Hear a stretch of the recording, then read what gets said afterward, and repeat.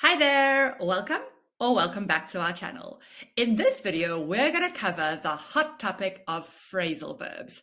Now, these verbs appear everywhere in speaking, in writing, in use of English, especially use of English part 4.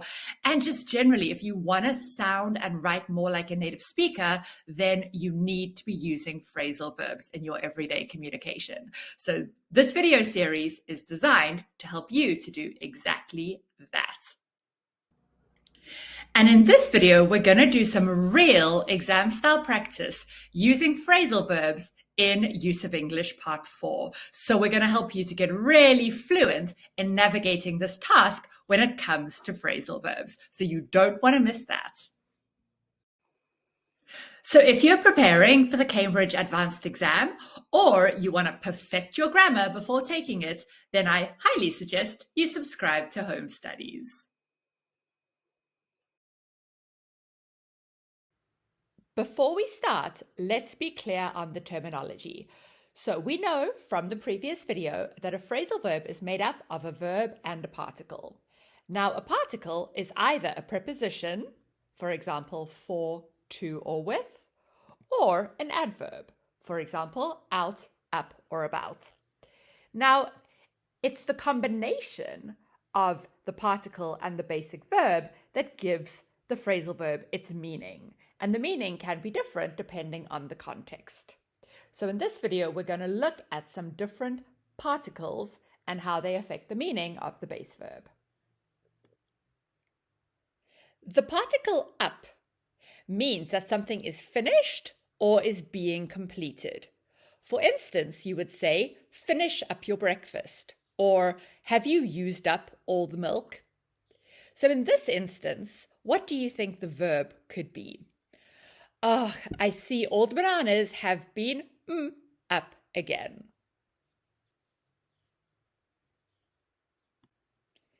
Yep, in this case, it's to buy up, which means to buy all of something, or at least as much of it as you can get.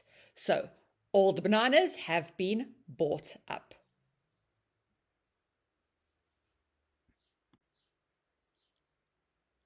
How about this example with the particle over? The milk is over. Take it off the heat. Now, this one is not such a common one. Can you guess what it is? The phrasal verb is to boil over. So in this instance, the milk is boiling over. If a liquid boils over, then it flows over the side of a pot. A difficult situation or a negative emotion can also boil over when it can't be controlled.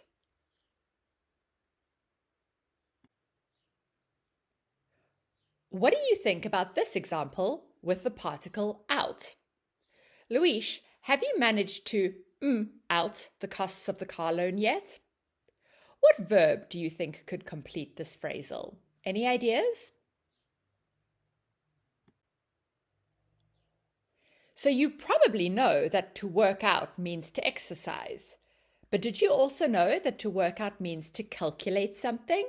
So in this instance, Louise is trying to work out the costs of the car loan. This is a good example of how a single phrasal verb can have different meanings depending on the context. Now let's turn to the particle off, which has a bunch of different meanings in English. But what does it mean in this example? Can you think of the phrasal? Their startup is really starting to off. So to take off is when a plane leaves the runway and starts to fly. In this context, however, it means that something suddenly becomes really successful or popular. So their startup is starting to take off. Last but not least, let's look at the particle down. So Mariola has just down with a heavy cold. So she started to feel pretty ill. What do you think the phrasal verb could be here? What is the missing verb? So to come down means to fall to the ground, like leaves falling from a tree. It also means to lower the level of something, like the price of a house could come down. But when you add the particle with, so then there's two particles, it gives the phrasal a third meaning. And it means to start to suffer from a minor illness, like a cold or the flu. So as a little thank you for watching this video and for subscribing to Home Studies, we're going to give you a free download with the 10 most common phrasal verbs that use the particle out and the 10 most common phrasal verbs that take the particle up. So you can expand your vocabulary and get exam ready just by clicking the link below. For now though, let's do a task. Let's practice putting some of these phrasal verbs into action. So pause the video and use the phrasal verbs from the list to make the sentences less formal. Now, this is an important point that we do generally use phrasal verbs in speaking a lot because they are less formal. They make our English sound more natural, more colloquial. So, do the task and press play when you're ready to check your answers. Good luck. So, in number 1, we can see that they have broken up. So to break up in this context is to end a relationship. For number 2, it's the verb to ask someone out. So this is to invite someone to go on a date. Number 3 is to cut down on something. So there's two particles, and that means to reduce the amount of something.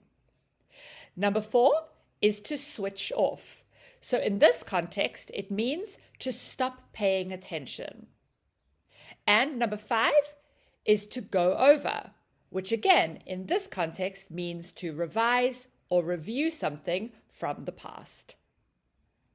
How did you do? Did you manage to get all of those right in the correct form? That previous activity was just the warm-up, and now it's time for the main event. We're going to do a part 4, a use of English task that is exactly like the kind of task you will do in your advanced exam. So this is very useful exam preparation practice for you. So the instructions. You need to complete the second sentence so that it has a similar meaning to the first sentence, and you need to use the word given. Now, in the exam, just like in this task, do not change the word given. And you must use between 3 and 6 words, including the word given. Now, all these phrasal verbs have one particle in common. Pause the video, do the task, and see if you can find out what that particle is. Good luck. So, how do you think that went? Use of English Part 4 is notoriously difficult, so it is really important that you practice it to get the strategy right.